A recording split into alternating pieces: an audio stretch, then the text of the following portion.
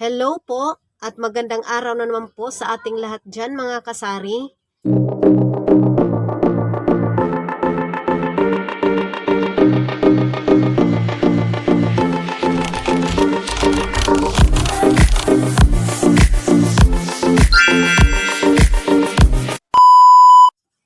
At huwag nyo namang kalimutan na mag-subscribe ulit sa aking channel. Ang hindi pa nakapag-subscribe, like and share, comment.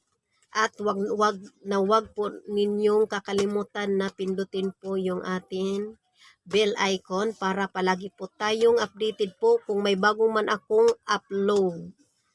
Time check po tayo ay 11:50 na po ng umaga. Magtatanghali na naman po mga kasari At update po tayo. Nandito naman po tayo sa aking tindahan.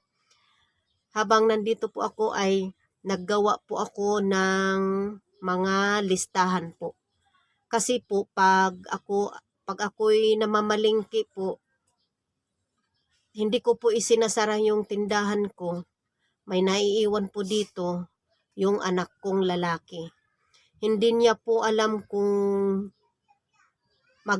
magkano ang presyo ng mga item rito mga kasari. Yung mga presyo ng aking mga paninda. Hindi niya alam kung itong lahat, hindi niya alam. Pero yung iba alam niya. Ito nandito lang po sa dito po sa sa loob ng ref po ay hindi niya po alam. Lalo na kung may bago akong binibili na doon sa loob na kung ano ba, hindi niya alam kung magkano yung presyo. Kaya nagsabi po siya sa akin na maggawa daw ako ng listahan, mga kasari, para alam niya na po kung magkano po yung presyo. Kasi maraming beses na nagtanong talaga ako sa kanya na pag nakabenta ba siya na sa loob ng ref po namin, yung gaya ng Chucky, Yakult, kasi bago po yan sa aking ref ngayon mga kasari. Nag-ano po siya sa akin na maglista na daw ako. Yun po mga kasari. Kaya ito po mga kasari, naggawa na talaga ako ng listahan po ng aking kung ano yung nasa loob ng aking ref. Para hindi niya na po, para malaman niya na po kung magkano yung presyo po. Nandito na po lahat kung ano yung nasa loob ng ref. At sinama ko na rin po mga kasari itong aking mga mga canned goods, mga dilata po mga kasari ito. At ito pa yung isa part po ng po mga kasari, mga medisina po ito po mga kasari. Bali, tatlong ginawa ko po ngayon mga kasari. Isang po sa ref at isang po ng mga dilata po namin at saka itong aming mga po ito, medisina, para alam niya na po rin. Kasi po isang beses po, hindi lang isang beses mga kasari. Nagtanong talaga ako sa kanya kung magkano yung benta niya ng Chucky, ganun. Chucky or Yakult.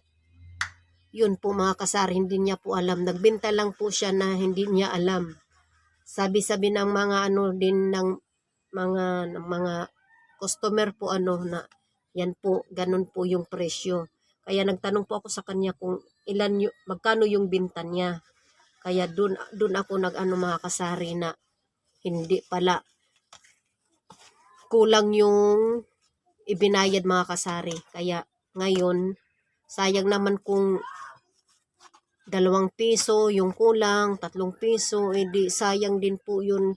Doon lang po tayo nakaka ng ating kita sa papiso-piso lang po mga kasari Kaya naggawa na talaga ako ng paraan mga kasari para hindi po sayang mga kasari Kaya ganun po mga kasari kung gaya po sa akin, suggest lang po ay pag kayo na mamalingki, kung may naiiwan man sa inyong bahay yung anak nyo, yung partner nyo, ay maggawa po kayo ng listahan para hindi po sayang kasi doon po tayo kumikita sa papiso-piso po mga kasari. Sayang naman, di ba po?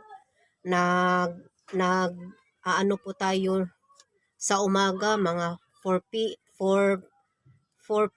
AM pa po, mag-o-open na po tayo ng ating sari-sari store. At saka sa gabi, halos 11 PM tayo magsara. Sayang yung ating effort, mga kasari, Yun po mga kasari, nag-share lang po ako kung yung po sa aking tindahan mga kasari. Hanggang dito na lang po mga kasari. Yan po mga kasari. Hanggang dito na lang. Bye-bye. Always safe po.